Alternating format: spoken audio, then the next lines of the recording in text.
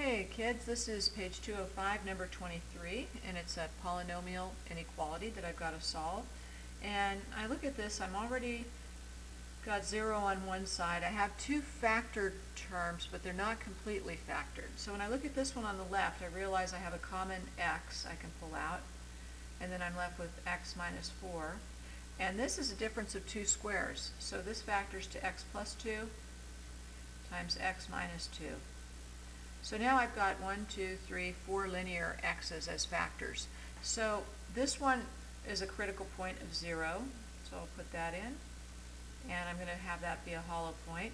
This gives me a critical point of positive 4. This gives me a critical point of negative 2.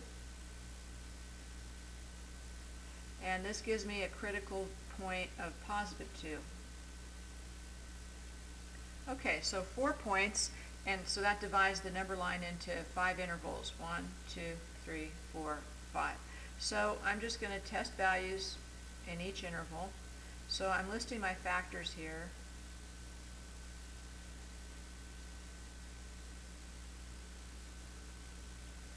And first I'll test something to the left of negative 2. I can test anything, like negative 1,000,000, right? Anything I want.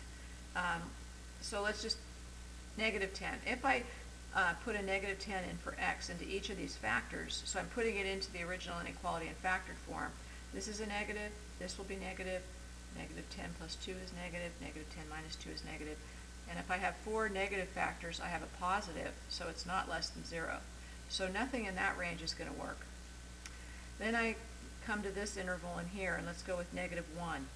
If x is negative 1, this is negative, this is negative, this factor is positive 1, and this factor is negative. So 3 negative factors is a negative product, which is less than 0. So that's a solution interval. Moving here to between 0 and 2, I test 1. Positive, that makes this factor negative, makes this factor positive, and this factor negative. 2 negative factors results in a positive value, so it's not less than 0. So that interval does not work. Between 2 and 4, let's pick 3. If I put in a 3 for x into each of these factors, this factor will be positive, this will be negative, this will be 3 plus 2 positive, 3 minus 2, this will be positive. If I have one negative factor, then my product is less than 0. So that's a solution range. That any points in that interval make the inequality true. And last one, pick something to the right of 4. I can pick a huge positive value, like positive 1,000,000, anything I want. If I pick 10, this factor is positive, this is positive, this is positive, this is positive. All 4 factors are positive. It's not going to be, the product will not be less than 0, will not be negative. So nothing up here will work. So now I have to interpret my final answer, and it's the interval between negative 2 and 0. So I put in my lower bound of negative 2, my upper bound of 0.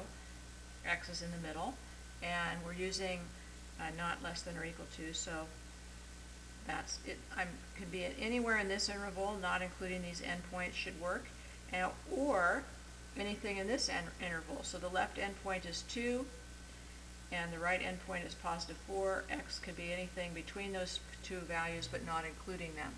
So this is the interpretation of your graph and the answer to the intervals that contain the values that make this inequality true.